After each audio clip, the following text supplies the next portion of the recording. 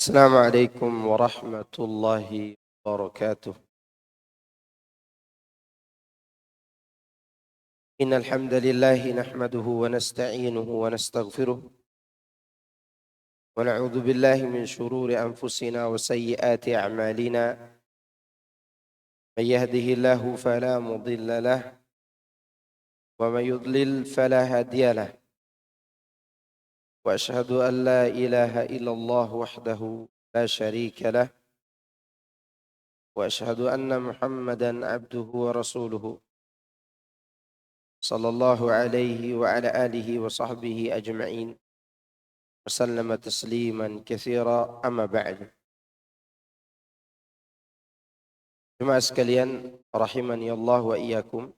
Alhamdulillah, bersyukur kepada Allah Subhanahu wa taala atas limpahan nikmat yang Allah berikan kepada kita semuanya. Pertama, nikmat diberikan kesempatan untuk mengikuti sunnah Nabi sallallahu alaihi wasallam dalam akidah kita, ibadah kita, serta akhlak dan juga adab kita. Nah, jemaah sekalian, insyaallah di pagi menjelang siang ini kita akan melanjutkan pembahasan dari tafsir surah At-Tur mulai dari ayat 21.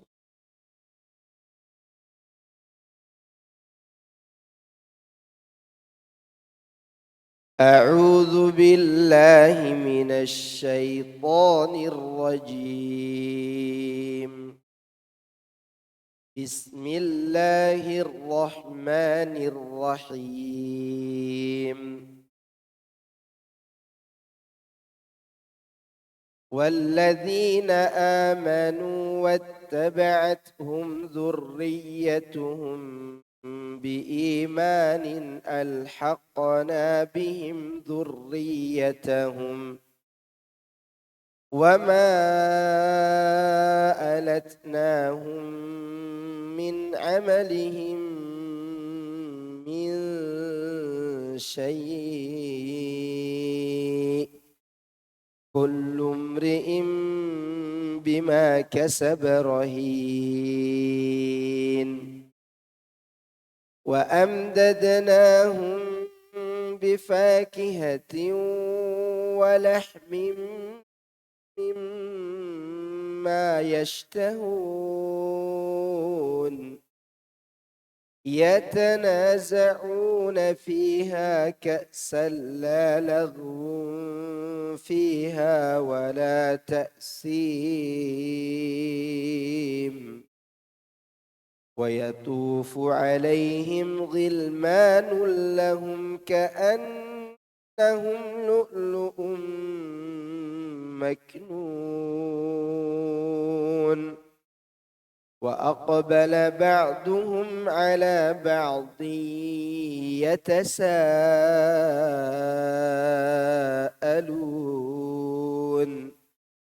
قالوا إنا كنا قبل في أهلنا مشفقين فمن الله علينا ووقانا عذاب السموم إنا كنا من قبل ندعوه إنه هو البر الرحيم. أمثلة كلمة. Dan orang-orang yang beriman dan yang anak cucu mereka mengikuti mereka dalam keimanan, kami hubungkan anak cucu mereka dengan mereka. Dan kami tidak mengurangi sedikit pun dari pahala amal mereka. Tiap-tiap manusia terikat dengan apa yang dikerjakannya.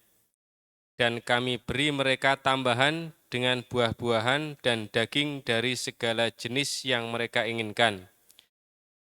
Di dalam surga, mereka saling memperebutkan piala atau gelas yang isinya tidak menimbulkan kata-kata yang tidak berfaedah dan tidak pula perbuatan dosa. dan berkeliling di sekitar mereka anak-anak muda untuk melayani mereka, seakan-akan mereka itu seperti mutiara yang tersimpan. Dan sebagian mereka menghadap kepada sebagian yang lain saling tanya-menanya. Mereka berkata, sesungguhnya kami dahulu sewaktu berada di tengah-tengah keluarga kami merasa takut akan azab. Maka Allah memberikan karunia kepada kami dan memelihara kami dari azab neraka. Sesungguhnya kami dahulu beribadah kepadanya. Sesungguhnya dialah yang melimpahkan kebaikan lagi Maha Penyayang. Baik. Allah Azza wa Jal memberitahukan keadaan karunia, kemurahan, anugerah, dan kelembutannya kepada semua makhluknya. Serta kebaikannya. Bahwa jika orang-orang mukmin itu diikuti oleh keturunan mereka, maka mereka pun akan dipertemukan dengan nenek moyang mereka di suatu tempat.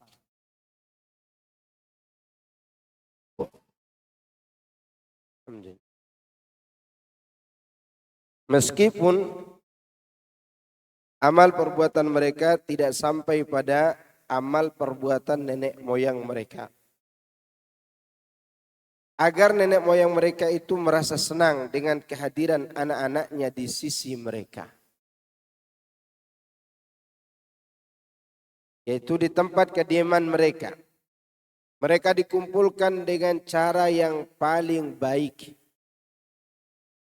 yakni orang yang mempunyai amal yang kurang, dia akan ditinggikan derajatnya melalui orang yang amalnya sudah sempurna.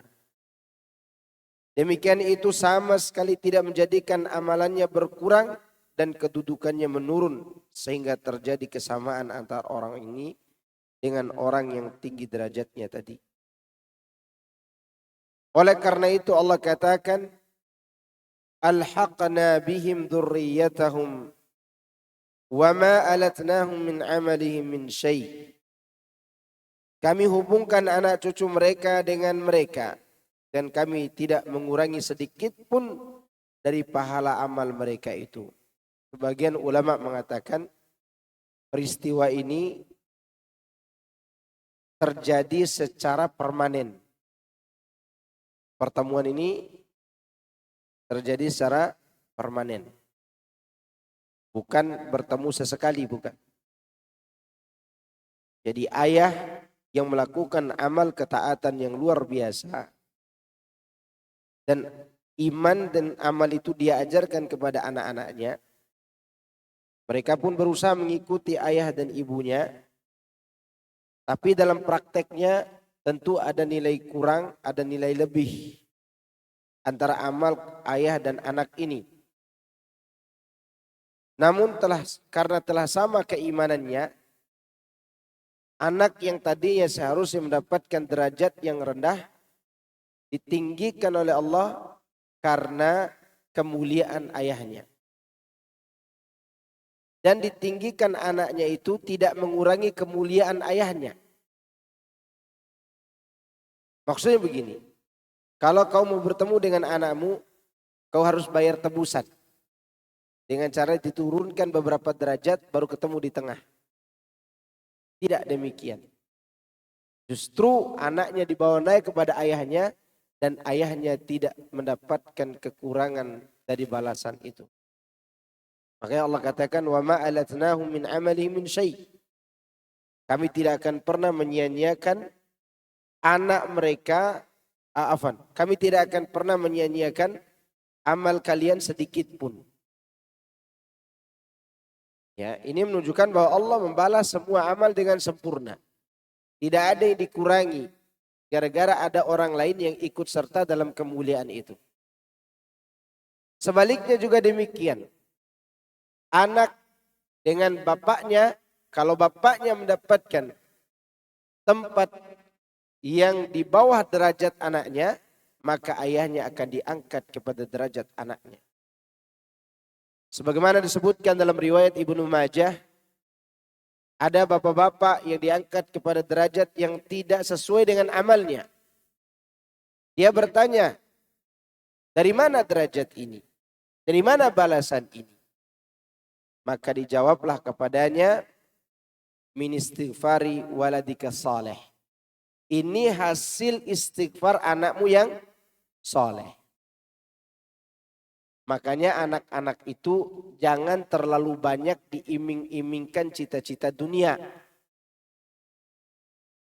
Ajarkan kepada mereka iman, ajarkan kepada mereka kebaikan. Mau dia jadi dokter, mau dia jadi insinyur, mau dia jadi jenderal, mau dia jadi seorang ustadz. Maka karena ilmu dan ilmannya tadi, dia dapat menyelamatkan kedua orang tuanya atas izin Allah. Bahkan tidak boleh seorang itu bercita-cita anaknya jadi ustadz. Kenapa? Karena jadi ustadz itu gampang. Yang tidak gampang adalah jadi anak yang berilmu dan menegakkan amal dengan ilmunya itu. Itu yang tidak gampang. Berapa banyak orang bercita-cita jadi ustadz, begitu dia jadi ustadz, mensodomi santrinya, tidur dengan santriwatinya, tidur dengan istri tetangganya yang sedang berlayar. Ini terjadi. Karena seorang ustadz itu belum tentu dia berilmu. Apalagi di Indonesia. Pandai berdemo saja bisa jadi imam besar di Indonesia ini. Maka oleh karena itu cita-citakan anak keturunan kita menjadi anak-anak yang berilmu, anak yang beramal soleh, sehingga dengan istighfar mereka Allah mengangkat derajat kita. Jangan sampai sini. Pulang dari sini jangan lagi nanya ke anaknya cita-citamu jadi apa. Pulang dari sini antum tanyakan kepada anak antum, apa yang kau sembah nak? Bagaimana cara kau beribadah? Di mana Tuhanmu? Apa arti la ilaha illallah? Ajarkan kepadanya abatasa. Setelah itu biarkan dia mau jadi apa. Kalau dia punya profesi yang negatif akan diluruskan oleh keimanannya. Kalau dia punya bakat menjadi seorang pemusik akan diluruskan oleh imannya dan dia akan berhenti dari bakat yang disukai oleh nafsunya itu. Bahkan kalau dia terlahir letoi, tahu letoi? Yang agak bencong gitu tuh. Paham kan? Ada orang terlahir kayak gitu. Jika imannya bagus dia tidak akan menjadi homo. Cuma dia diuji dengan ujian berat bagi orang ini. Tapi kalau bagus imannya dia tidak akan homo.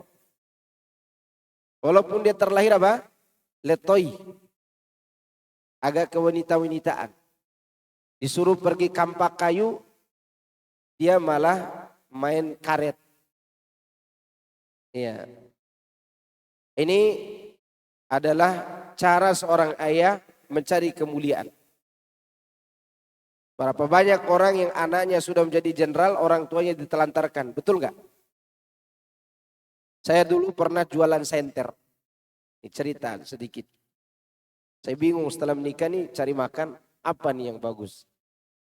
Akhirnya saya memohon kepada Allah, ya Allah, semoga malam ini mati lampu supaya laku senter saya.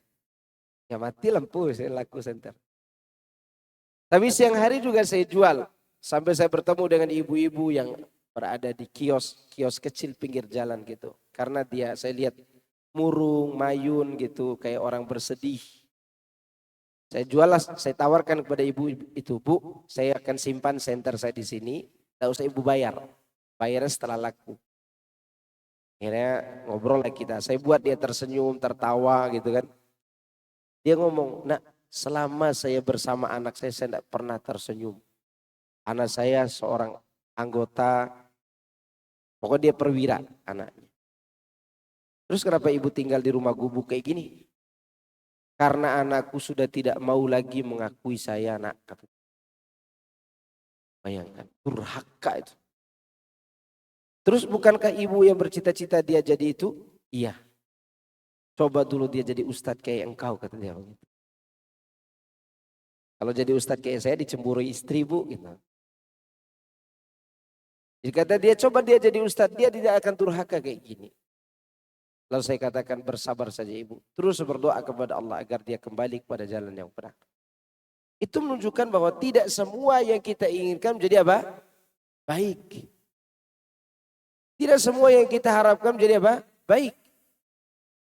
Boleh jadi Allah inginkan yang lain, yang lebih baik dari itu, dan kita tidak suka kepada anak-anak kita.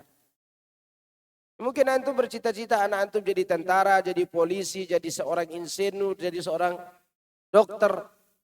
Tapi tiba-tiba dia menjadi musyrif di pondok pesantren. Kecewa nggak antum? Jadi musyrif di pondok pesantren.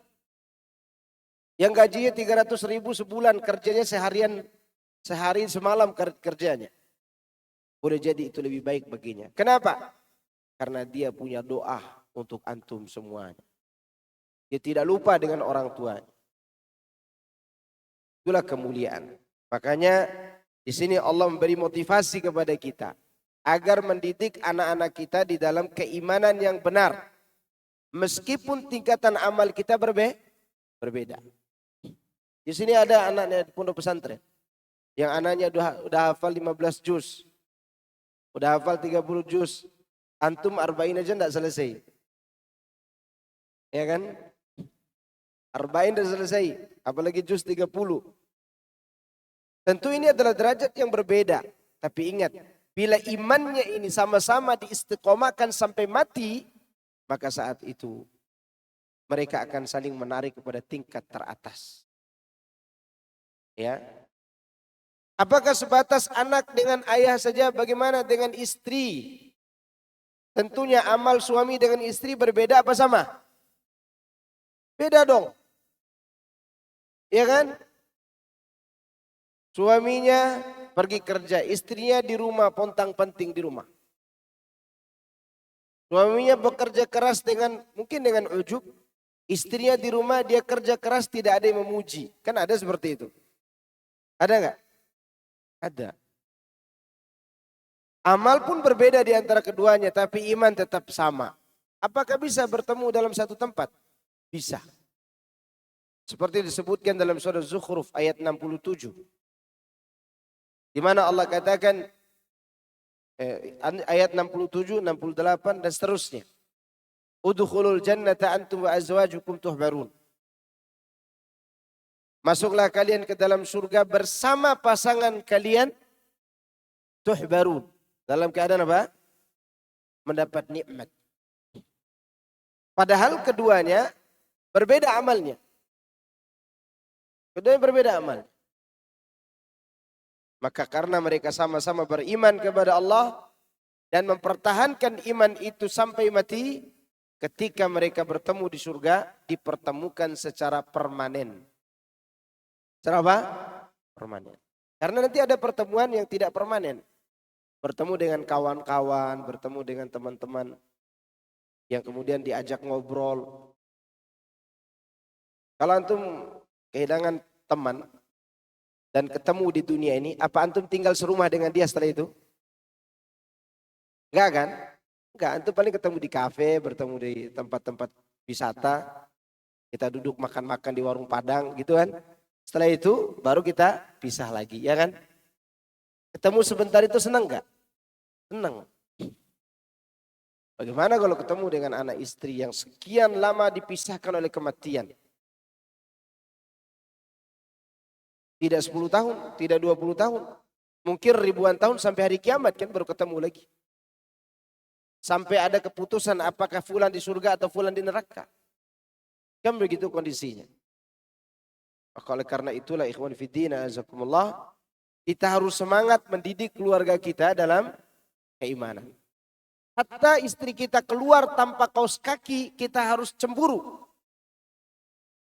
Kemana? Nggak pakai kaos kaki itu. Pakai. Nggak pakai, saya pandang kok. Tadi kasih tahu bahwa itu adalah bagian daripada pendidikan kita agar dia selamat. Boleh jadi ketika dia praktekkan itu, kita punya dosa, kita dihapus dosa gara-gara amar ma'ruf nahi mungkar kita kepada siapa? Kepada keluarga kita. Kita di luar banyak dosa. Kemudian di rumah kita lakukan itu amar ma'ruf nahi mungkar. Dapat pahala dari situ. Dan yang kita selamatkan adalah keluarga kita. Maka insya Allah dengan itu mereka pun akan menyelamatkan kita nanti di yaumil qiyamah atas izin Allah Subhanahu wa taala.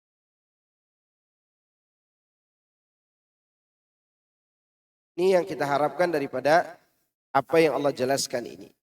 Mudah-mudahan kita bisa bertemu dengan keluarga kita setelah dipisahkan oleh kematian ini. Al-Thawri menceritakan dari Amr bin Murrah, dari Sa'id bin Jubair, dari Abdullah bin Abbas. Dia bercerita. Allah pasti meninggikan derajat keturunan orang-orang mukmin seperti dirinya meski mereka berada di bawahnya dalam amal perbuatan. Agar dia senang dengan kehadiran mereka. Dan kemudian dia membacakan ayat ini, yaitu Abdullah bin Abbas. Walladzina amanu ila akhiril ayah. Yang artinya dan orang-orang yang beriman. Dan yang anak cucu mereka mengikuti mereka dalam keimanan. Kami hubungkan anak cucu mereka dengan mereka. Dan kami tidak mengurangi sedikit pun dari pahala amal mereka. Demikian yang dinukilkan oleh Ibnu Jarir At-Tabari dan Ibnu Abi Hatim dari hadis Sufyan Ats-Tsauri. Hal senada juga diriwayatkan oleh Ibnu Jarir dari hadis Syu'bah dari Amr bin Murrah. Ya.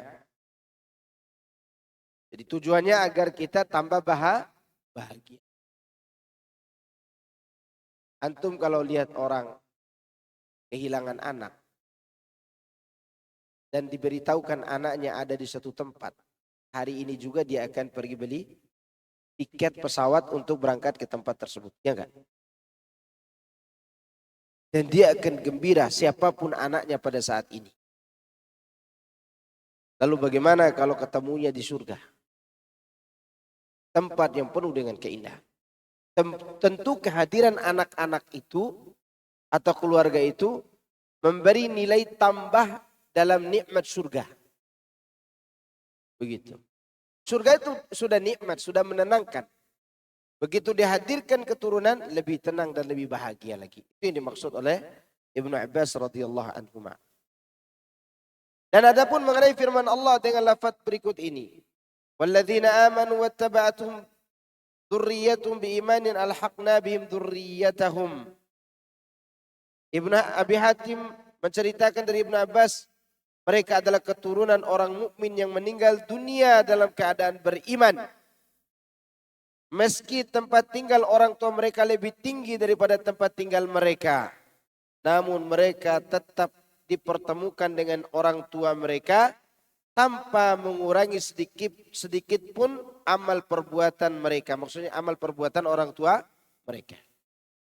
Demikian itu pula yang dikemukakan oleh Asy-Sya'bi, Sa'id bin Jubair, maksudnya Ibrahim An-Nakhai.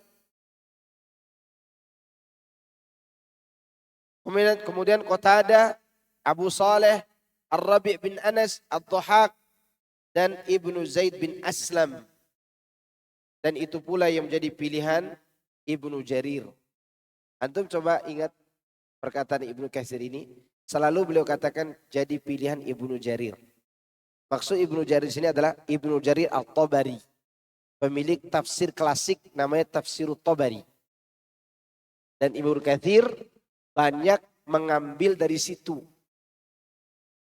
Mengambil dari tafsir Ibnu Jarir At-Tabari.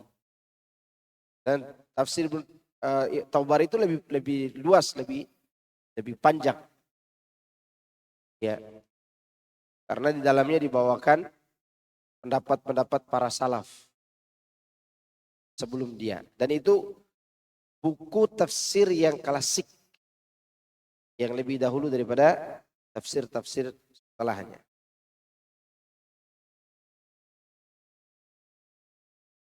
Demikianlah karunia Allah yang dianugerahkan bagi anak keturunan mereka. Berkah amal perbuatan orang tua mereka. Adapun karunia Allah yang diberikan kepada para orang tua disebabkan oleh berkah doa anak keturunan mereka. Tadi sudah saya sampaikan hadisnya secara makna.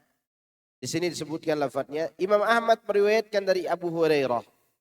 Dia berkata, Rasulullah SAW bersabda, Inna Allah la yarfa'u darajata lil abdi salihi fil jannati fayaqul, Ya Rabbi anna li hadihi, fayaqul bistighfari waladika salih, bistighfari waladika laka, Sesungguhnya Allah akan meninggikan derajat bagi seorang hamba yang soleh di surga.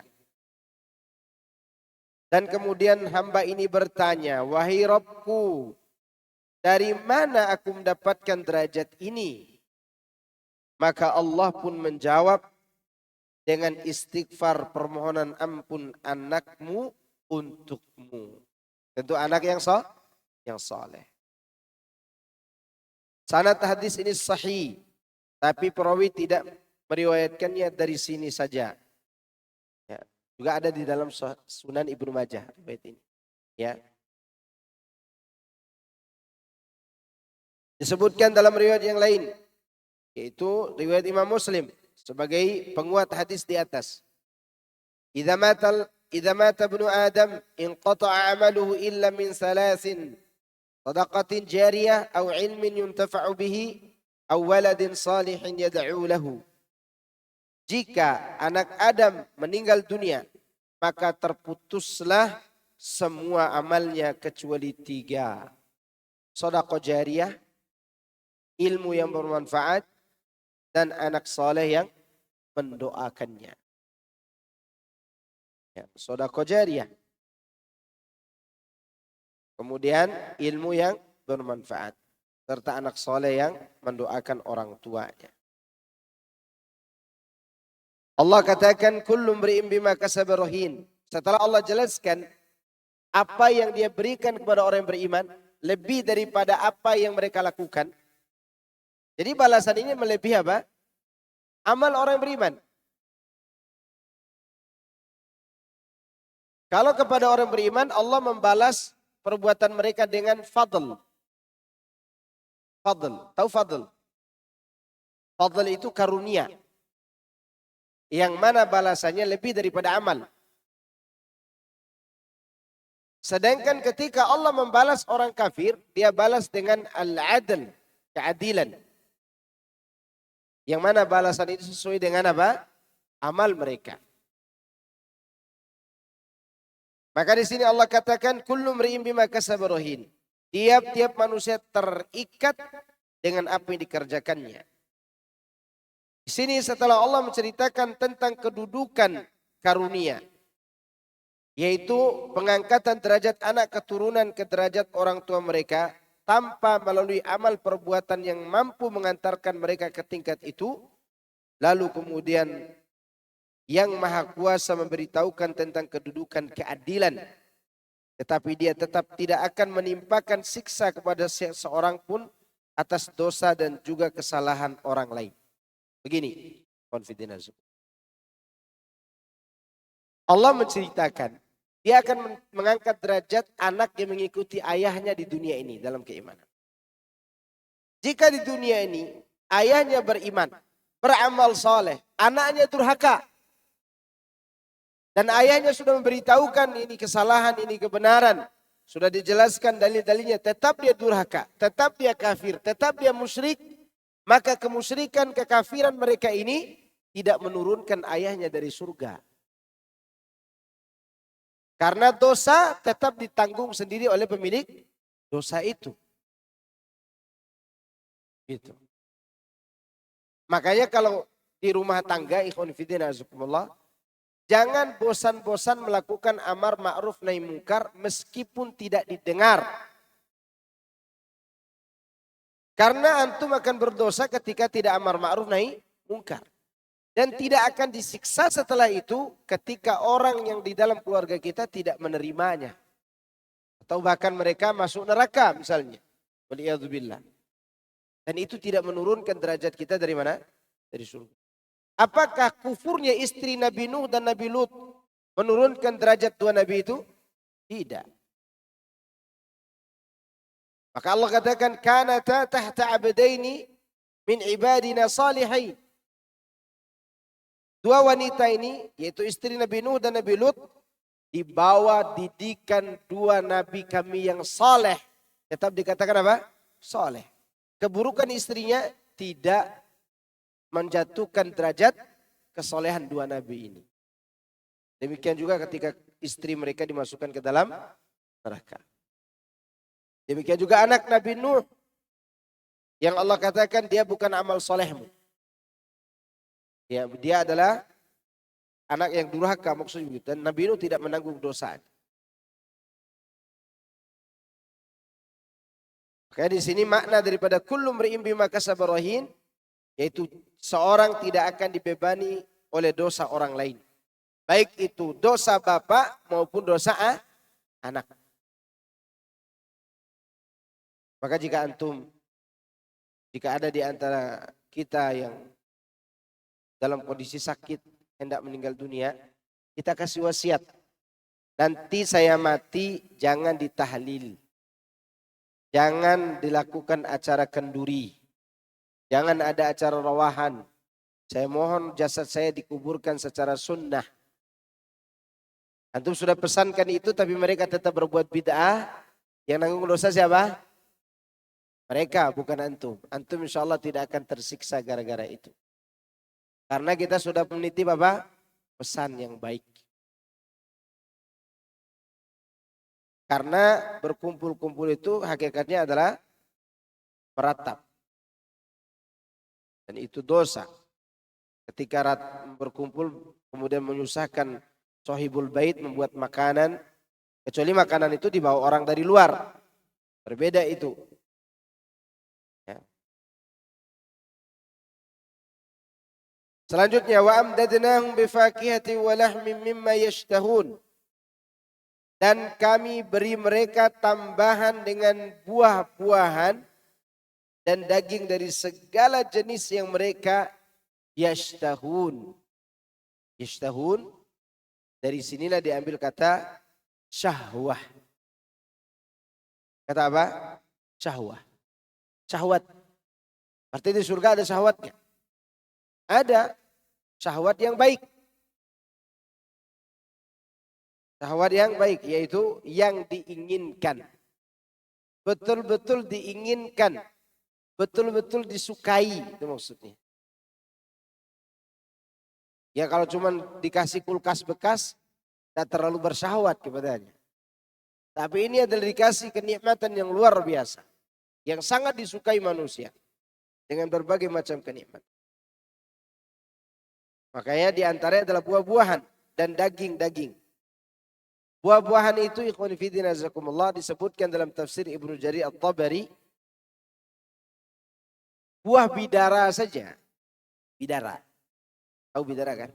Kalau kita makan di dunia ini sepat ada manis-manisnya dikit. Itu dunia. Namanya aja yang sama. Tapi isi tidak sama nanti di surga. Buahnya saja disebutkan oleh para tabi'in.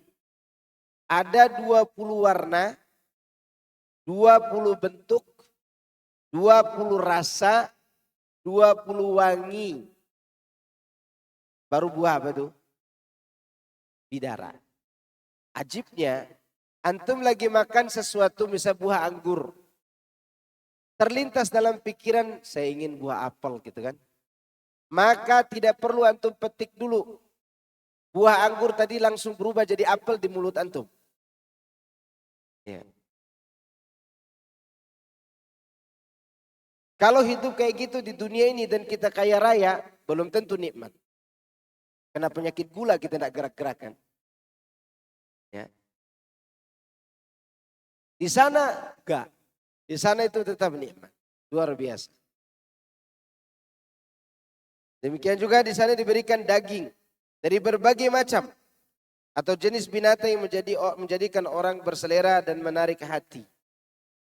Di sana ada daging burung, walahmi tayri mimma yashtahun. Ya, dan juga mereka memakan daging burung. Burung apa yang enak di dunia ini? Ada yang katakan merpati. Kalau anak burung puyuh liar. Burung puyuh liar. Itu paling enak. Karena saya tidak makan daging sapi soalnya. Taib yatanaza'una fiha. Di dalam surga mereka saling memperebutkan gelas. Yakni di dalam surga itu mereka saling berebut gelas yang semuanya berisi khamar. Demikianlah pendapat yang dikatakan oleh Ad-Dhahhak. Ka'san, gelas yang berisi khamar. Khamar di sini nama saja yang sama, tapi tidak memabukkan. Khamar di akhirat tidak memabukkan. La lagwu fiha wa la ta'thim. Maka oleh karenanya Allah katakan yang isinya tidak menimbulkan kata-kata yang tidak berfaedah dan tidak pula berbuat dosa. Maksudnya di dalam surga itu mereka tidak berkata-kata dengan perkataan orang yang lalai dan tidak pula mengerjakan perbuatan keji. Sebagaimana yang dilakukan oleh para peminum khamar di dunia. Dunia ini orang kalau minum khamar mabuk, teler kan, play gitu. Pulang marah-marah, pukul istri, pukul anak. Ibnu Abbas mengungkapkan, al-lagwu berarti kebatilan. Sedangkan ta'thim berarti kedustaan. Mujahid menerangkan, mereka tidak mencela dan tidak pula berbuat dosa. Sedangkan Qatadah mengemukakan perbuatan itu dilakukan di dunia bersama syaitan. Lantas Allah membersihkan khamar akhirat dari berbagai kotoran dan penyakit khamar dunia. Sebagaimana yang telah diuraikan sebelumnya.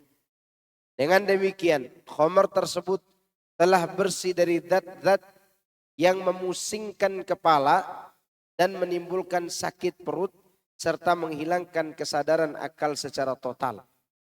Di dunia ini khamar itu bisa menimbulkan apa? Pusing. Makanya mabok kan. Teler kan begitu. Bisa menimbulkan sakit perut karena panas. Dan bisa juga menimbulkan kehilangan kesadaran. Ya. Selanjutnya Allah Subhanahu wa taala memberitahukan bahwa Dia tidak akan membekali mereka dengan ucapan-ucapan yang hampa dari manfaat.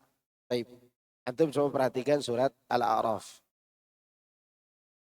Sebelum masuk surga, kenapa mereka itu tidak melakukan hal itu? Coba lihat suratul A'raf. Situ Allah katakan, wa naza'na ma fi sudurihim min gillin tajri min tahtihimul anhar. Di surat Al-A'raf ayat 43. Dan kami mencabut rasa dendam dari dalam dada mereka. Dan di bawahnya mengalir sungai-sungai. Mereka berkata. Ini maksudnya lanjutan mereka berkata. Lihat. Allah katakan sebelum masuk surga apa? Wa naza'na ma fi sudurihim min gillin. Ini kejadian ketika di Kintoroh. Di mana? Kintoroh. Cemburu buta, dendam, hasad, dengki, cabut, dibuang ke neraka. Sifat-sifat buruk. Kalau pelakunya tidak ada hutang amal kepada orang lain, maka hanya dicabut rasa itu. Lalu masuk surga. Tapi kalau dia hutang amal kepada orang lain, dia bayar dosanya. Dia bayar apa? Kesalahannya kepada orang lain. Dan itu tidak hanya sifat buruknya yang dibuang ke neraka. Tapi dirinya dimasukkan ke neraka dulu baru masuk surga. Ya. Ini prosesnya nanti. Surat Al-A'raf ayat berapa? 43. Makanya di sini disebutkan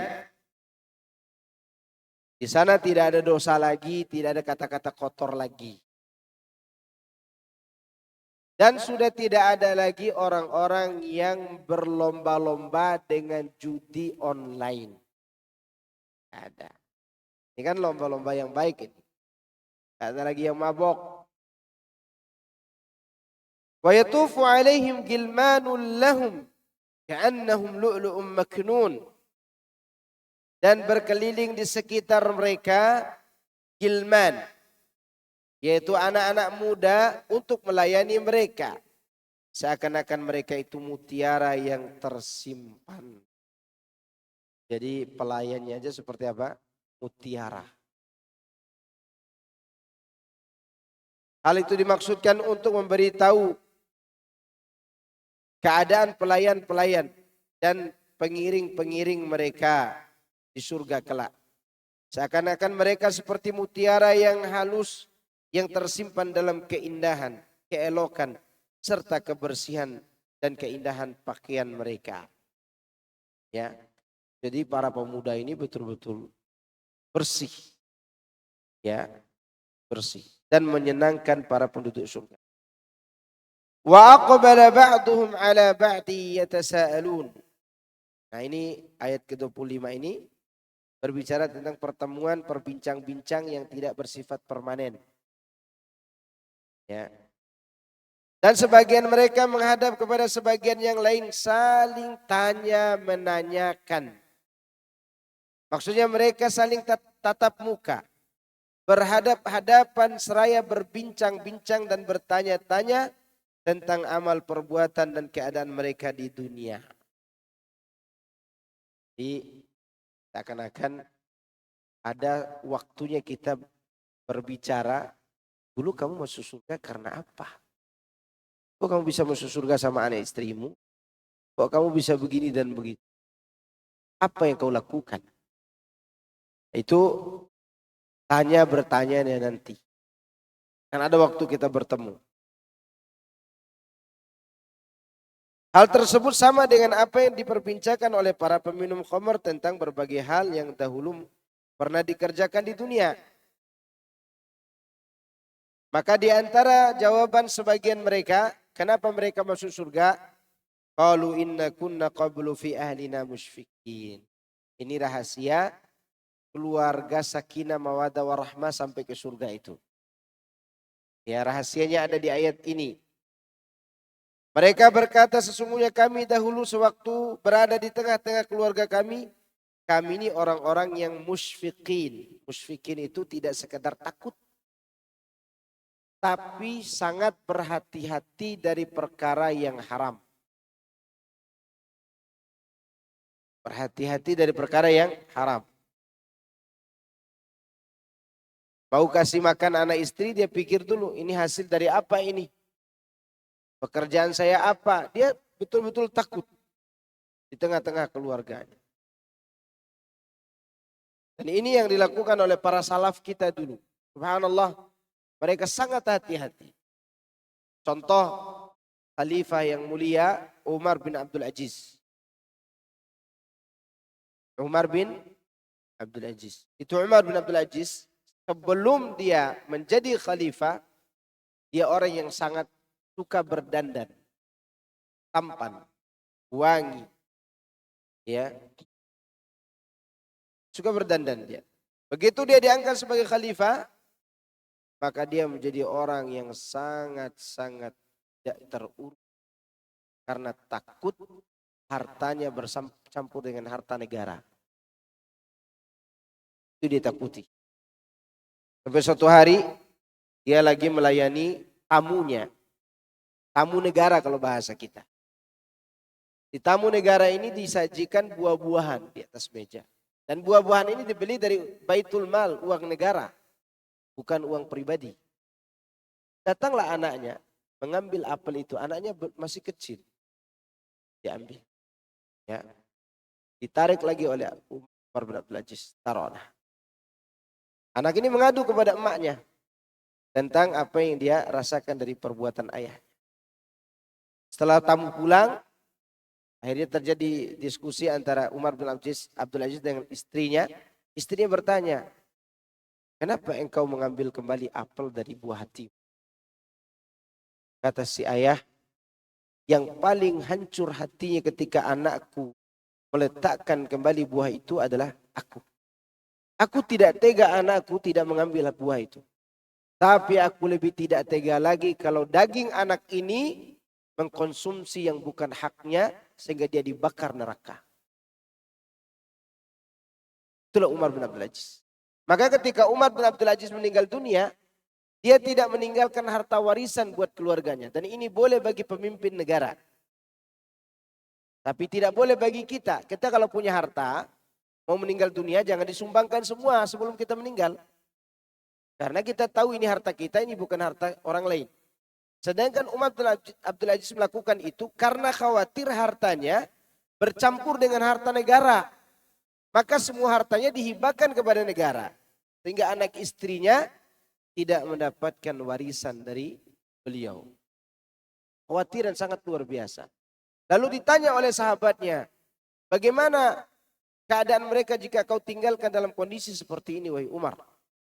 Kata Khalifah Umar bin Abdul Aziz, demi Allah, kalau mereka jujur kepada Allah dalam takwanya, Allah tidak akan sia-siakan mereka. Begitu meninggal Umar bin Abdul Aziz, anak istrinya menjadi saudagar kaya. Kaya raya. Ya. Itu menunjukkan bahwa Allah tidak menyia-nyiakan kesolehan dan ketakwaan seorang. Itulah yang disebut dengan musyfiqin. Berhati-hati. Cuman bukan was-was. Hati-hati bukan was-was. Ya. Jangan sampai terlalu banyak was-was juga. Pak Ustadz, saya dikasih hadiah oleh kerabat saya uang 5 juta Pak Ustadz. Tapi kerabat saya itu suka cari makan dengan cara riba, nyampur-nyampur hartanya. Apakah saya tolak uang itu? Tolak saja, kasih ke saya. Kalau antum tidak mau. Ini namanya was-was karena Nabi menerima hadiah dari mana? Dari Yahudi. Kalau hadiah boleh diterima, tidak usah antum tanyakan ini hasil apa ini. Tidak boleh. Ada orang kasih hadiah, terima. Ya, kalau antum nanya dia akan tersinggung. Apalagi antum tanya Ustadz. Ustadz dari mana uang ini? Salah kulil adab namanya. Terima. Ya, ini tetap berada di atas ilmu kehati-hatian itu. Tetap dikaji secara ilmiah sesuai dengan syariat Allah Azza wa Jalla. Baik. Maka mereka katakan dulu kami berada di tengah keluarga kami dengan rasa takut, khawatir, hati-hati.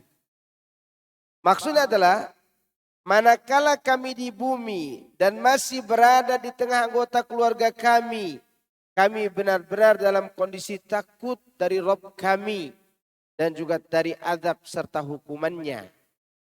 Gara-gara itu mereka beramal soleh. Gara-gara itu mereka meninggalkan keburukan. Famanallahu alaina wa waqana adzabas samum. Maka Allah memberikan karunia kepada kami dan memelihara kami dari azab samum, azab neraka. Maknanya dia melindungi kami dari apa yang memang kami takuti. Apa yang ditakuti oleh kita? Neraka. Ya. Tapi ada loh orang takut neraka tetap berbuat maksiat. Ada tidak? Ada. Kenapa demikian ya? Karena syahwatnya lebih besar daripada rasa takut. Maka oleh karena itu Allah Subhanahu wa taala telah menyediakan pada diri kita ini rasa takut dengan syahwat. Karena rasa takut sudah diikat oleh syahwat. Ada rasa itu ada, tapi dia terikat oleh syahwat. Seharusnya syahwat yang diikat dengan rasa takut. Makanya Allah katakan, wa amma man khafa maqama rabbih wa nahan nafsa 'anil hawa fa innal jannata hiyal ma'wa. Dan adapun orang-orang yang takut akan kedudukan Rabb-nya dan dia menahan diri dari syahwat. Perhatikan, takut menahan diri dari syahwat. Berarti rasa takut itulah yang harus mengikat apa? Syahwat. Bukan syahwat yang mendominasi rasa takut. Ini jawabannya. Orang berbuat maksiat juga takut kepada azab neraka. Tapi rasa takutnya lemah karena terikat oleh apa? Syahwat. Berbeda dengan orang yang rasa takutnya menekan syahwatnya. Inilah yang disebut dengan ketakwaan kepada Allah Azza wa Jalla. Kemudian selanjutnya Allah katakan, inna kunna min qablu nad'u. Sesungguhnya kami dahulu beribadah kepadanya. Di sini Allah menggunakan kata doa. Kemudian diterjemahkan dengan apa? Ibadah. Ini menunjukkan doa itu adalah ibadah terpenting. Maknanya adalah berdoa kepadanya. Maka dia pun mengabulkan doa kami serta memberikan apa-apa yang menjadi permintaan kami. Ini menunjukkan boleh berdoa untuk mengharapkan agar terhindar dari keburukan yang telah ditakdirkan Allah. Nah, pertanyaan saya, kan udah ditakdirkan Pak Ustaz. Apa fungsinya berdoa kalau begitu? Ya kan? Antum ditakdirkan misalnya masuk surga, ada juga di antara orang-orang yang masuk neraka. Ngapain berdoa? Kan udah ditakdirkan. Ada bisa jawab? Apakah doa itu bisa merubah takdir? Ada? Jawab dulu. Jangan takut-takut jawabnya.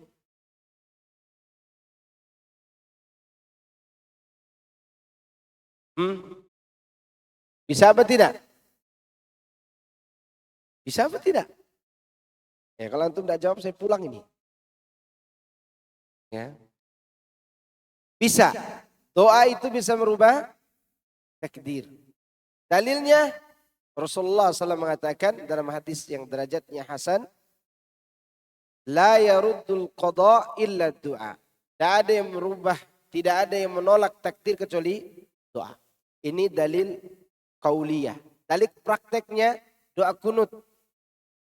Wa barik lana fima atait wa qina syarra ma qadait.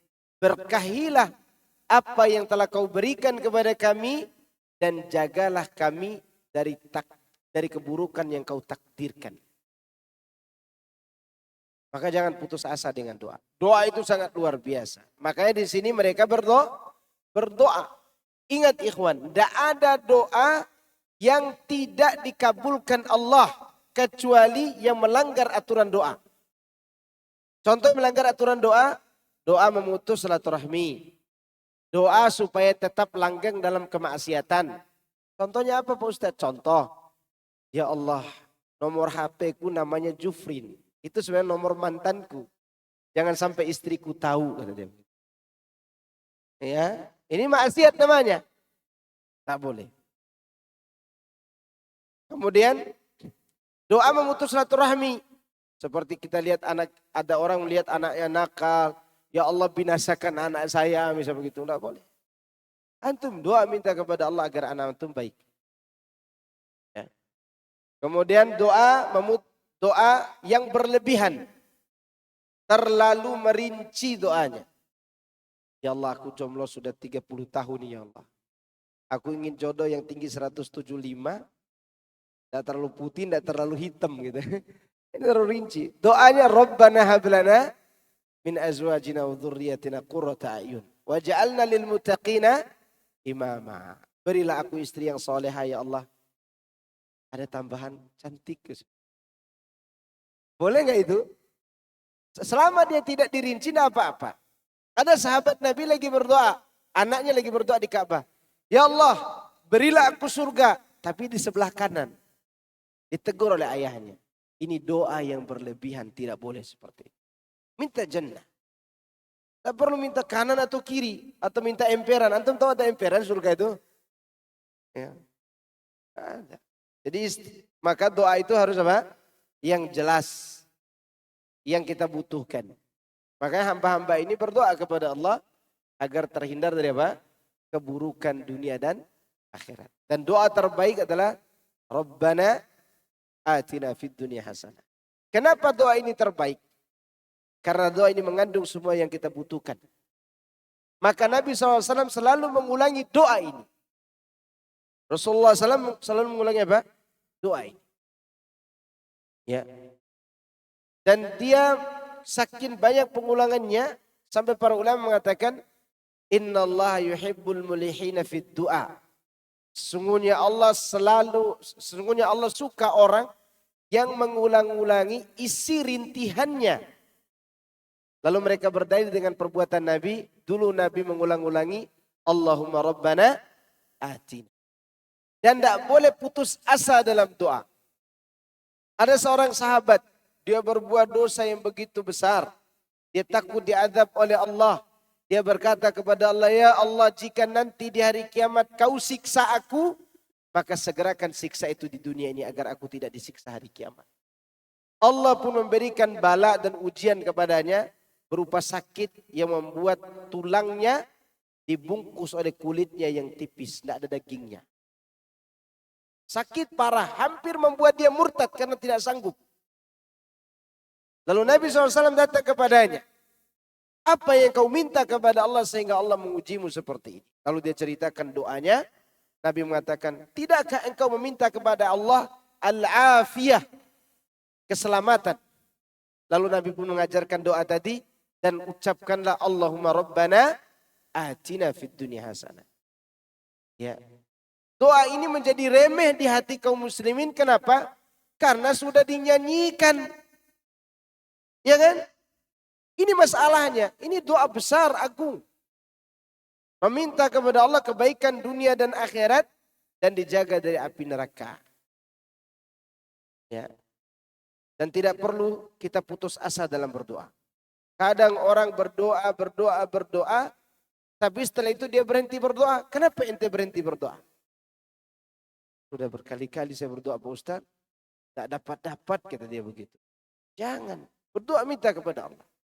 Minta jannah. Minta kebaikan dunia dan akhirat. Terkadang kenapa kita putus asa dalam doa? Karena kita meminta kepada Allah. Harus sesuai dengan keinginan kita dikabulkannya. Ya enggak? Tidak perlu begitu. Minta kepada Allah dan serahkan kepada Allah yang mengatur bagaimana cara dia mengabulkan doa itu. Kan kita sudah berdoa, ibadah kepada Allah. Ya enggak? Begitu Allah berikan balasannya, doa itu, ternyata lebih daripada apa yang kita minta. Ini adalah suatu kenikmatan.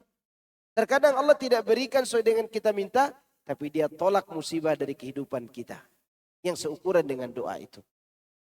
Ternyata tidak dilihat juga dikabulkannya, maka pastinya Allah akan tabung di surga. Ya. Contoh siapa yang doanya tidak dikabulkan Allah di dunia? Seorang yang dicintai oleh Allah, dicintai oleh Rasulullah SAW. Siapa? Aisyah radhiyallahu anha. Aisyah pernah berdoa, ini doanya ibu-ibu ini. Ya Allah, semoga suamiku tidak nikah lagi, kata Aisyah. Itu doa Aisyah radhiyallahu anha. Nabi tidak mencela doa itu. Tapi setelah itu Rasulullah nikah lagi. 7 bahkan setelah itu. Apakah doa Aisyah sia-sia? Tidak. Dia berdoa kepada Allah. Dia tidak berdoa kepada Nabi sallallahu alaihi wasallam. Dia tidak mohon kepada suaminya, suamiku jangan kau nikah lagi. Tidak. Dia ajukan itu kepada Allah. Sehingga doanya menjadi ibadah dan dia mendapatkan jannah itu. Yang lebih daripada apa yang dia minta kepada Allah subhanahu wa ta'ala. Maka jangan putus asa. Teruslah berdoa kepada Allah. Jangan kita karena doa tidak dikabulkan, putuskan hubungan dengan siapa? Allah. Ngambek. Move on dari Allah kata dia. Ini namanya istijal namanya. Ini apa namanya? Istijal. Maka oleh karenanya Allah katakan, inna kunna min qablu nad'u. Kemudian, innahu huwal barrur rahim. Ini yang harus kita ingat, ikhwan. Kenapa kita berdoa kepada Allah? Karena kita meyakini sesungguhnya dialah yang melimpahkan kebaikan lagi maha penyayang. Ada orang kaya di sekitar rumah kita di komplek ini. Sangat kaya raya. Rumahnya 7 lantai. Kalau mau naik ke atas pakai lift. Saking kayanya. Dia keluar dari rumahnya. Dia melewati semua orang. Dia tidak pernah tutup kaca mobilnya yang mewah itu. Dia tersenyum kepada orang-orang yang menjadi tetangganya. Setiap ada tetangganya yang butuhkan tanpa diminta, dia bantu kepada orang itu. Perhatikan. Dia bantu pada orang itu. Lalu suatu hari si kaya ini punya kebutuhan. Minta kepada kita, bapak-bapak, saya minta bantuan bapak-bapak untuk bersihkan got di samping rumah saya. Ada yang mampet. Oh, kita berbondong-bondong ke sana. Tanpa kita mengatakan, Pak, gaji ya? Enggak, kita katakan. Kita tetap datang ke situ karena kita tahu orang ini pasti memberikan sesuatu setelah itu. Karena enggak kerja saja dikasih, apalagi kerja. Itu saja kita taati, kita maui. Dan orang itu pun selalu berbuat baik kepada orang banyak. Kita taati, kita maui. Kenapa? Karena tahu dia baik. Lalu sekarang kenapa Allah yang kita yakini baiknya kita tidak berbuat kepadanya? Di antaranya adalah berdoa. Kata Umar bin Khattab radhiyallahu anhu, Umar mengatakan, la yahummuni istijabatud du'a. Aku tidak penting doaku terlihat dikabulkan Allah. Tidak penting bagiku. Walakin hammud du'a. Yang penting bagiku adalah doa. Karena jika Allah beri aku ilham untuk berdoa kepada Allah, pasti di balik doa itu ada jawabannya. Kadang kita mau lihat dulu baru kita berdoa. Ini masalah kita. Teruslah berdoa ikhwan. Berapa banyak orang berdoa dengan usaha yang sedikit, Allah berikan dia hasil yang banyak. Ya enggak? Kadang hasilnya dirapel. Saking banyaknya. Kemudian ayat 29. Kita bacakan ayat ini. Saya bacakan dulu ya. Masih ada waktu setengah jam. A'udzu billahi minasy syaithanir rajim. Fadzakir fama anta bini'mati rabbika bikahinin wala majnun. Am yakuluna sya'irun نتربص به ريب المنون قل تربصوا فإني معكم من المتربصين أم تأمرهم أحلامهم بهذا أم هم قوم طاغون أم يقولون تقوله بل لا يؤمنون فليأتوا بحديث مثله إن كانوا صادقين. Tafadhol, bacakan arti. Maka tetaplah memberi peringatan, dan kamu disebabkan nikmat Rabb-Mu, bukanlah seorang tukang tenung dan bukan pula seorang gila. Bahkan mereka mengatakan dia adalah seorang penyair yang kami tunggu-tunggu kecelakaan menimpanya. Katakanlah, tunggulah, maka sesungguhnya aku pun termasuk orang yang menunggu pula bersamamu. Apakah mereka diperintah oleh pikiran-pikiran mereka untuk mengucapkan tuduhan-tuduhan ini, ataukah mereka kaum yang melampaui batas? Ataukah mereka mengatakan, dia Muhammad membuat-buatnya, sebenarnya mereka tidak beriman. Maka hendaklah mereka mendatangkan kalimat yang semisal Al-Quran itu jika mereka orang-orang yang benar. Masya Allah.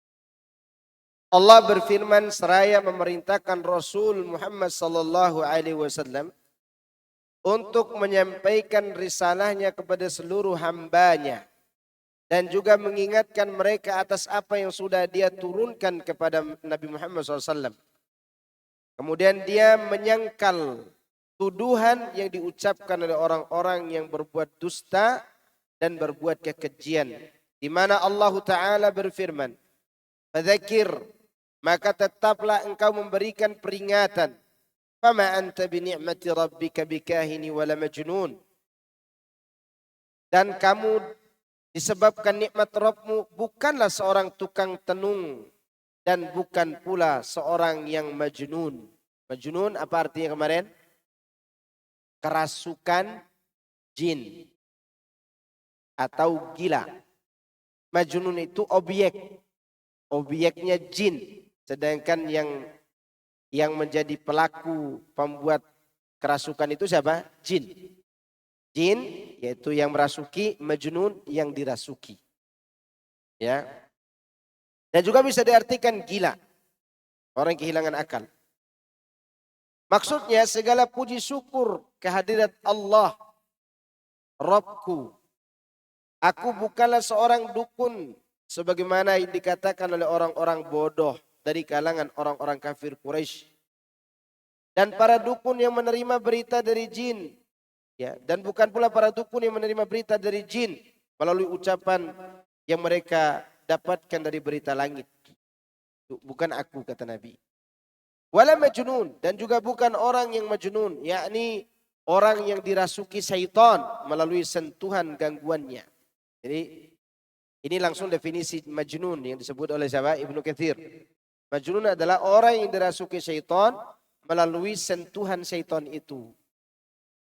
Makanya ibu-ibu yang diruqyah yang kesurupan itu sebenarnya disebut majnun. Atau bapak-bapak yang kesurupan disebut apa? Majnun. Tapi tidak gila permanen. Ya, tidak gila apa? Permanen. Ya. Hanya disebut apa? Majnun. Sedangkan wali yang diangkat oleh orang-orang Jawa saat ini yang jalan sana kemari yang gila itu sebenarnya lebih pantas dikatakan ghairu akil, hilang akalnya. Ya, enggak punya akal. Sedangkan orang majnun belum tentu kehilangan akal, tapi dia dirasuki. Nah, itu tuduhan dituduhkan kepada Nabi SAW. Maka ketika ada seorang sahabat dalam riwayat Imam Bukhari, siapa nama sahabat itu, masih ingat gak cerita orang gila itu? Dimad Al-Azdi. Berarti itu mesti ingat ceritanya, tidak perlu saya ceritakan lagi.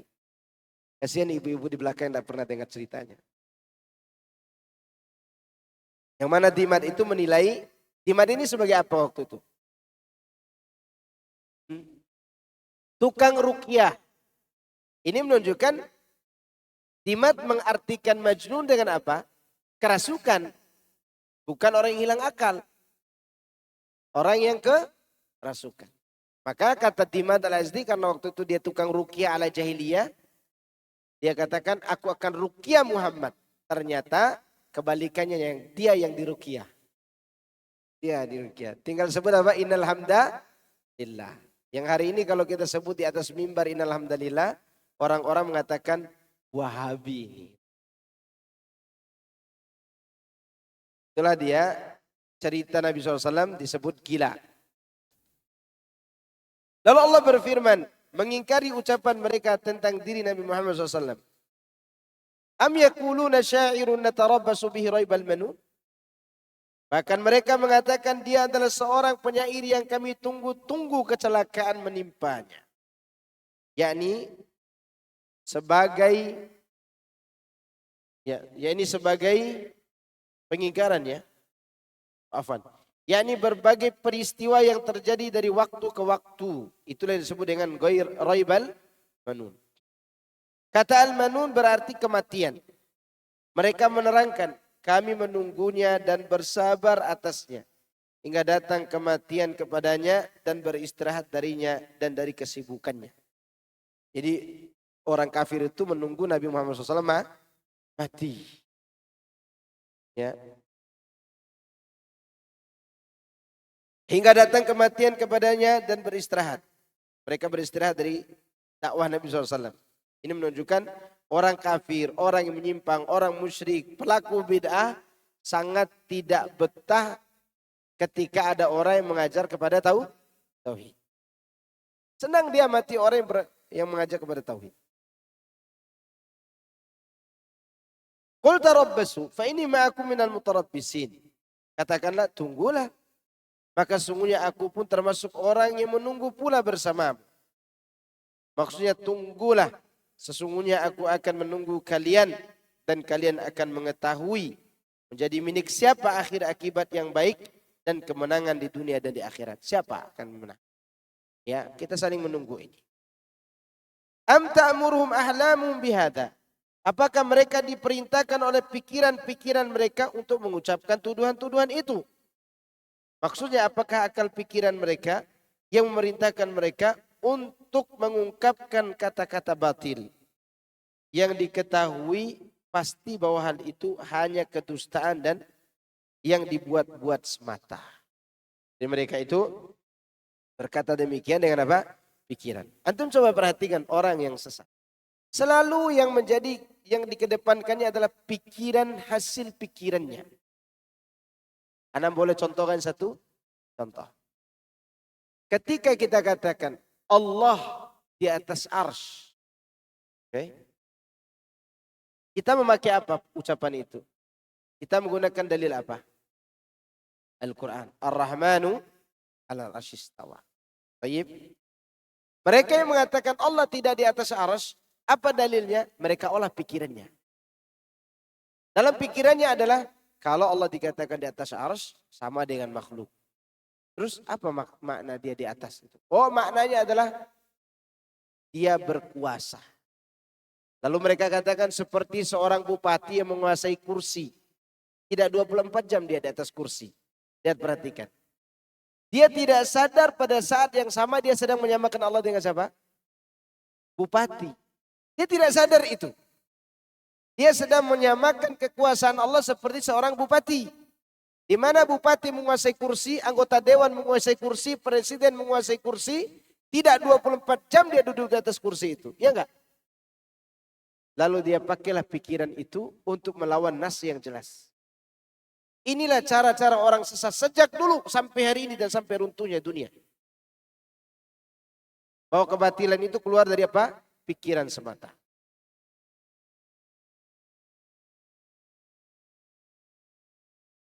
Amhum qaumun tagun, ataukah mereka kaum yang melampaui batas?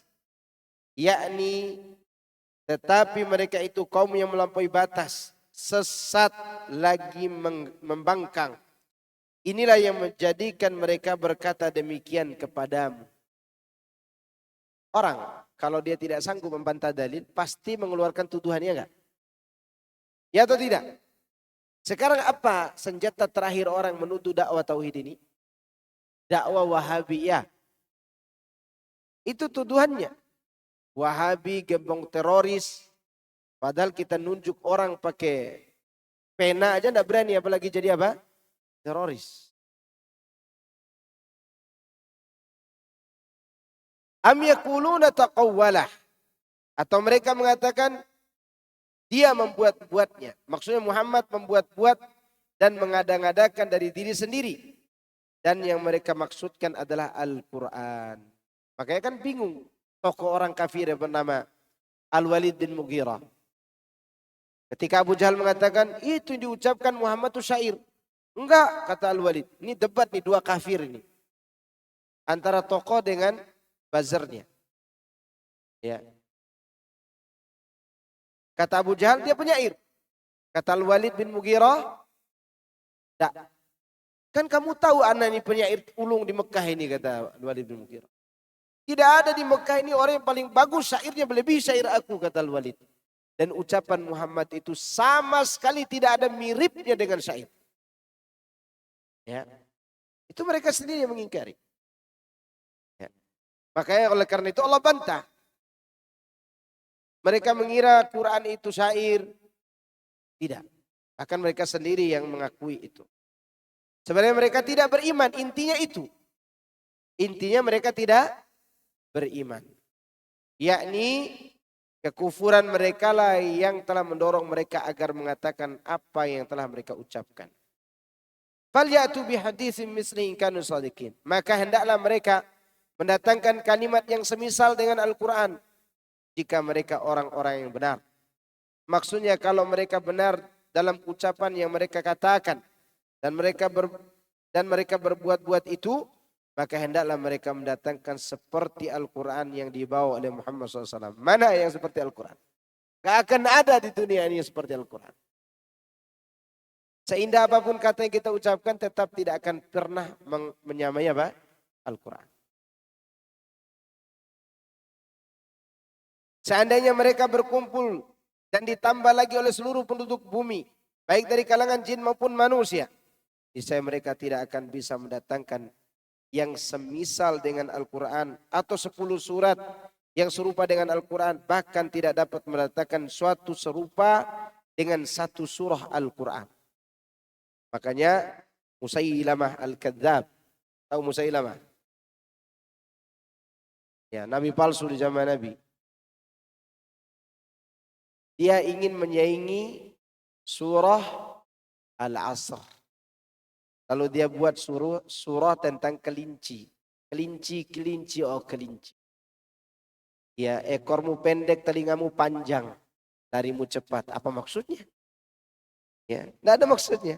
Itu bercerita tentang kelinci. Dia ingin melawan wal asri innal insan lafi khusr. Seindah apapun kata-kata tidak bisa sebanding dengan surat ini. Maka kata Imam Syafi'i, "Lau tadabbara an-nas hadhihi surah lawasi'atuhum." Seandainya manusia mau menghayati surat ini, sungguh mereka akan memiliki wawasan yang luas dan nasihat yang luas. Surat apa itu? Baik, saya kira cukup. Itu yang bisa saya sampaikan. Semoga ini bermanfaat. Ada yang ditanyakan silakan. Barakallahu fikum.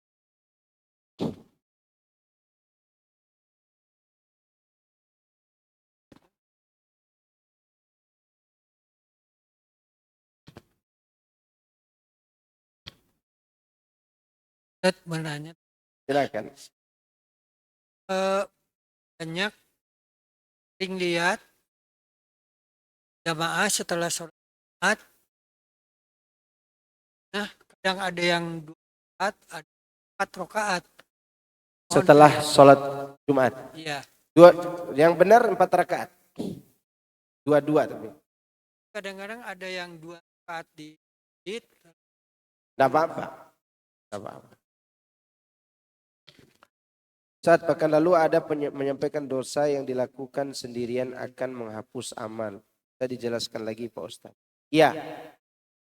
Dosa yang menghapus amal itu dosa yang dilakukan sendirian. Ada yang mengartikan ini secara umum, ada yang mengartikan dengan dosa tertentu.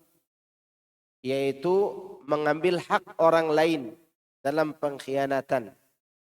Sesuai dengan asbabul wurudnya hadis itu. Yaitu ada seorang sahabat bertanya kepada Nabi SAW tentang teman yang dia ajak berpartner dalam berbisnis, berdagang. Di mana sahabat ini melihat temannya ini soleh. Lalu Rasulullah SAW kaitkan kesolehan seorang itu, seakan-akan Nabi ingin mengatakan kesolehan seorang itu bisa berubah gara-gara apa? Fulus. Maka disebutlah hadis itu. Bahwa mereka bersolat seperti solat kalian, berpuasa seperti kalian, mereka fisiknya seperti kalian, tapi ketika bersendirian dengan dosa dia lakukan. Ya, ada yang mengartikan sesuai dengan hadis itu, dosa yang menghapus amal itu adalah karena mengambil hak orang lain. Tapi ada juga yang mengartikan secara umum, karena dia tidak malu kepada Allah, tapi malu kepada makhluk. Artinya dihapus di yaumil qiyamah nanti. Tapi kalau dia bertobat itu tidak menghapus amal. Maka segeralah bertobat kepada Allah. Sebagaimana Allah katakan dalam hadis qudsi, hambaku dia berbuat dosa tapi dia tahu karena aku Maha Pengampun dia pun kembali kepadaku, ku ampuni dia. Demikian juga terusnya dia lagi tobat lagi sampai Allah wafatkan dia dalam keadaan yang ditakdirkan oleh Allah atasnya. Oleh karena itu kecanduan dosa itu luar biasa. Terutama dosa zina. Zina itu kecanduan yang luar biasa. Lebih buruk daripada dosa lainnya. Orang candu rokok kalau tidak ada uang tidak. Candu zina berbahaya. Dia kalau tidak ada uangnya bisa berzina dengan orang gila. Kalau dia tidak segera apa? Taubat kepada Allah. Harus bertobat karena itu yang akan menghapus kecanduan itu.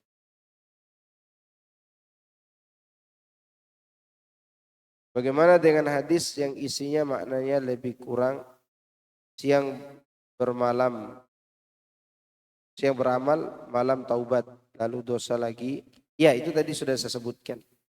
Makanya disebutkan segera bertaubat. Kalau Anda berbuat dosa, taubat. Allah membentangkan tangannya di siang hari agar pelaku dosa di malam hari bertaubat. Dan Allah membentangkan tangannya di malam hari agar pelaku dosa di siang hari bertobat di malam hari. Maka dari sinilah bapak-bapak, ibu-ibu, kalau ada orang yang melakukan dosa yang tidak merugikan orang lain, tidak perlu tahu dosanya itu. Karena dia punya hubungan dengan siapa? Dengan Allah. Dan tidak perlu dibicarakan dosanya itu kepada orang. Tetapi kalau dosanya sudah berhubungan dengan merusak darah orang, seperti teroris, merusak harta orang seperti rentenir, merusak nasab orang seperti germo, merusak akal orang seperti penjual narkoba dan khamr, nggak dibicarakan orang-orang ini. Karena merugikan apa? Orang lain. Ya. Atau seperti pelaku bid'ah dibicarakan.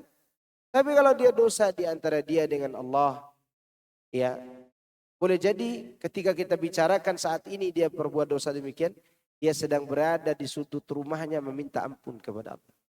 Dan kita tidak tahu kapan dia minta ampun. Ya. Dan terkadang orang itu berbuat dosa agar dia tidak ujub dengan dirinya. Ya, Allah Subhanahu wa taala menguji seorang dengan berbuat dosa agar dia tidak ujub dengan siapa? Dirinya. Contoh Nabi Adam. Nabi Adam dimuliakan di surga, diberi ilmu, tapi dia punya bawaan sifat apa? Ujub. Agar ujub ini tidak mendominasinya, Allah membuat ujian di dalam surga. Di dalam surga ada ujian, bayangkan. Seharusnya kalau udah di dalam surga udah tidak ada ujian. Apa ujiannya? Tidak boleh makan buah ini ya. Karena kalau dia terus dimuliakan seperti itu, dikhawatirkan yang muncul ujubnya. Maka dia pun diuji dengan dosa itu. Dia dihempaskan ke bumi agar dia sadar bahwa dirinya bukan manusia yang suci. Sehingga dia butuh sesuatu agar dia kembali kepada Allah. Apa itu? Taubat. Maka malaikat, ya, sebutkan Ibnu Qayyim rahimahullah tentang Nabi Adam ini. Dulu waktu sebelum diciptakan Nabi Adam, malaikat itu merasa kita makhluk yang paling mulia. Dan Allah Maha Kuasa atas segala sesuatu. Dan dia tidak mungkin menciptakan yang lebih mulia dari kita. Begitu hadir Adam. Dan Adam diajarkan berbagai macam nama-nama benda. Di saat itu malaikat mengatakan Allah mengetahui apa yang kita tidak ketahui. Begitu Nabi Adam memakan buah yang terlarang itu, malaikat pun mulai menyangka. Ternyata kemuliaan Adam sudah dicabut. Kita mulia lagi. Lebih mulia lagi. Kata siapa? Malaikat. Begitu Adam dihempaskan ke bumi dan Allah ajarkan Rabbana zalamna anfusana. Malaikat pun mulai sadar lagi. Ternyata rahasia Allah itu kita tidak mengetahuinya. Hanya Allah yang tahu. Karena Nabi Adam lebih mulia kondisinya setelah dia bertobat daripada waktu dia di mana? Di surga. Ingat itu. Boleh jadi kita melihat orang lain yang berbuat salah. Yang tidak merugikan orang lain kesalahannya itu. Dia lebih baik dari kita setelah dia bertobat. Bukan berarti saya suruh antum berbuat maksiat. Enggak. Ya, jangan coba-coba. Dicoba-coba Pak Ustadz duduk dengan janda dekat rumah gitu. Jam berapa? Jam 10 di kuburan Cina. Ngapain? Supaya tobat besoknya Pak Ustadz. Nanti kalau mati langsung di kuburan itu gimana? Jadi kita berbicara di sini adalah tentang keluasan rahmat Allah ketika kita segera bertaubat. Jangan mau ditipu oleh setan. Setan itu tukang nipu. Tobat lagi, dosa lagi. Tobat lagi, dosa lagi. Kan begitu setan. Ya udah, jangan bosan-bosan bertaubat. Karena Allah tidak akan menyia-nyiakan orang yang bertaubat. Tapi hati-hati. Jika kita berbuat maksiat. Takutnya kita meninggal dalam keadaan apa? Berbuat maksiat. Waliyadzubillah. Assalamualaikum warahmatullahi wabarakatuh. Afwan, ada pertanyaan tentang pajak. Ini tanya ke perpajakan dong. Pemerintah menetapkan pajak buat kita untuk membiayai kebutuhan negara seperti membayar pegawai, pemerintah dan lain-lain. Pertanyaan, dalam skop kecil, bisa nggak pajak dianggap seperti iuran RT yang disepakati bersama untuk membayar satpam, sampah? Ya, tidak bisa disamakan. Karena itu iuran dinamakan iuran. Ini pajak ini dipaksa. Iuran itu, ya, kalau iuran sampah misalnya, saya tidak mau bayar sampah ya, saya bakar aja sampah sendiri, saya buang sendiri. Kan bisa kan? Ini tidak, ini dipaksa. Pajak ya pajak. Namanya aja pajak. Beda dengan apa? Iuran. Kalau Anda membayar pajak, Anda tidak berdosa. Kenapa? Karena Anda dipaksa. Yang Anda dipaksa, tidak berdosa. Jadi tidak sama antara iuran dengan, berarti nanti Anda akan menyamakan dengan apa? Dengan iuran sosial. Iuran apa? Sosial. Baik. Ini ada WA nih yang bertanya nih. Sebentar. Oh bukan. Oh ini ada. Ustaz, bagaimana jika berpisah bukan karena kematian tapi karena cerai? Masing-masing sudah menikah lagi. Juga bagaimana jika perceraian tapi tidak menikah lagi? Apakah bisa bertemu di surga? Tidak bisa, karena ia sudah bercerai. Ada bercerai, apalagi sudah menjadi suami istri orang lain. Iya, ketemu lagi sebagai orang soleh dan soleha saja. Tidak menjadi pertemuan permanen. Makanya di dunia jangan bercerai. Ini dikit-dikit cerai, dikit-dikit cerai. Jangan, kalau bisa, kalau belum bisa, kalau masih bisa dipertahankan, jangan cerai. Terutama bapak-bapak. Kalau istrinya minta cerai, jangan langsung diceraikan. Karena wanita itu memang bengkok. 1000 kali dia katakan cerai, maka 2000 kali antum diam.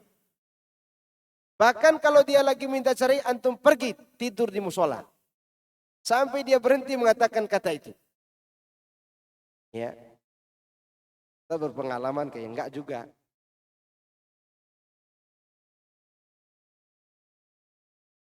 Jadi wanita itu begitu. Maka kata Syekh Abdul Razak, kekeliruan orang itu adalah dia cepat mengambil keputusan. Ini bukan laki-laki sejati, tidak berakal.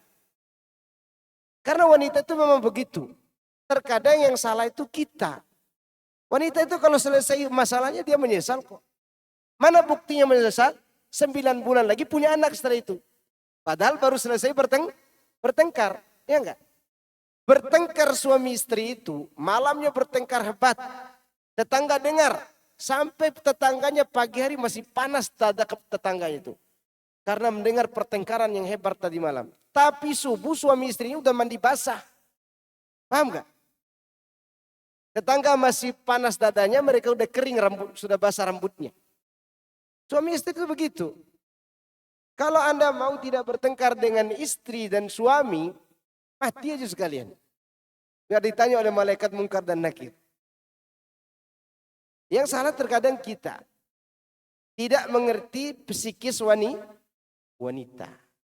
Oh iya memang begitu dia. Nanti juga dia minta lagi bikin anak tuh. Kan gitu. Begitulah wanita. Jangan sampai kita mudah-mudah mengatakan apa? Cerai. Karena cerai itu tetap menyisakan cinta di antara keduanya ini. Karena masih ada cinta inilah tersiksanya seorang ketika bercerai. Kan akad nih, ini tali. Namanya akad tuh begini. Ditarik tali yang warna biru ini, diikat dengan tali warna merah, diikat dengan kuat. Sekuat-kuatnya tidak seperti ikat tali sepatu. Diikat mati, ini namanya apa? Akad. Kalau mau melerai tali ini tidak bisa dilepas secara normal. Diputuskan dengan digunting, tentu bekas ikatannya masih enggak.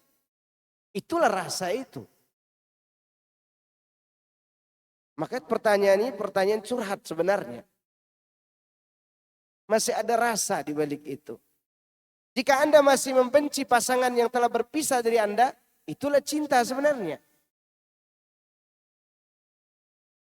Silakinya sebaliknya, jika Anda menyayangkan kepergiannya, berarti itu adalah benih-benih cinta itu. Gitu ikhwan. Maka mudah-mudahan Allah tidak membuat kita berpisah. Ada seorang ustadz, saya cerita dikit ya. Dia menikah lagi. 3 istrinya. Istrinya bilang pokoknya kita bercerai. Kata suami enggak. 1000 kali kau katakan cerai, aku suruh kau minta sama tembok ini. Saya tidak akan pernah mengatakan kata cerai. Ya, karena saya menikah bukan untuk mengurangi, tapi untuk menambah, kata dia begitu. Lalu bagaimana kalau istri kita cuma 1? Begitu dia katakan cerai, pergi kau dari rumahku. Apa begitu kita sikapi? Jangan, kesian. Dia lemah, memang dia begitu kondisinya. Ya, lemah akalnya. Sebagaimana ada seorang ibu-ibu berkata, Ustadz, saya sudah tidak punya keluarga lagi. Saya tidak punya siapa-siapa lagi. Sedangkan suami saya ini sedikit-sedikit, kalau kamu tidak mau hidup dengan saya, ayo ke pengadilan agama. Kata suami begitu. Dia hancur hatinya. Dia tidak punya siapa-siapa lagi. Dia mau kemana setelah itu? Apa dia akan pergi jual diri begitu? Jangan ikhwan. Kasihan istri itu. Ya kecuali dia sendiri memang sudah tidak cinta lagi kepada kita. Tapi itu pun bohong. Karena anak sudah 7 masalahnya. Bohong sebenarnya, bohong. Anak, dari mana datangnya anak itu? Apakah dari sawah turun ke sungai gitu? Enggak. Itu anak datang dari rasa di antara keduanya. Tapi ada pertanyaan lain enggak? Ini Bapak ini mau bertanya ini. Tinggal satu ya. Kan ini udah jam 11 ini. Ya, Fadhil. Tadi Adam tuh ini karena ada yang bilang itu, ada yang Khuldi. Khuldi itu penamaan iblis. Jangan mau terprovokasi oleh iblis. Karena waktu itu Nabi Adam diberitahu iblis itu Syajaratul Khuldi. Siapa yang menamakan Syajaratul Khuldi pertama kali? Iblis. Ini orang-orang penceramah disampaikan dulu. Adam tuh dia diturunkan dari surga karena memakan buah khuldi. Dia tidak tahu khuldi itu artinya apa. Khuldi itu artinya kekekalan. Itu. Iya, pohon khuldi, pohon kekekalan. Itu iming-iming iblis. Nabi Adam pun mengikuti bisikan itu. Dan kita sebagai keturunannya pun mengikuti penamaan itu. Kenapa? Karena tidak pernah baca tafsir. Oke? Pikir cukup ya. Subhanakallahumma bihamdika. Oh, satu lagi Bapak. Silakan Pak. Takut Bapak nanti nangis pulang. Ustaz, tadi Pak Ustadz bilang kalau cerai tidak bisa ketemu. Tapi kalau misalnya suaminya meninggal, terus istrinya tidak nikah lagi sampai dia meninggal, itu ketemu. Insya Allah ketemu. Amin. Iya. Wah, ini pecinta sejati ini. Ini namanya pecinta. Indah, tua itu tidak mematikan cinta, ikhwan. Usia boleh senja, tapi cinta tetap fajar. Subhanakallahumma wa bihamdika. Asyhadu an la ilaha illa anta astaghfiruka wa atubu ilaik. Assalamualaikum warahmatullahi wabarakatuh.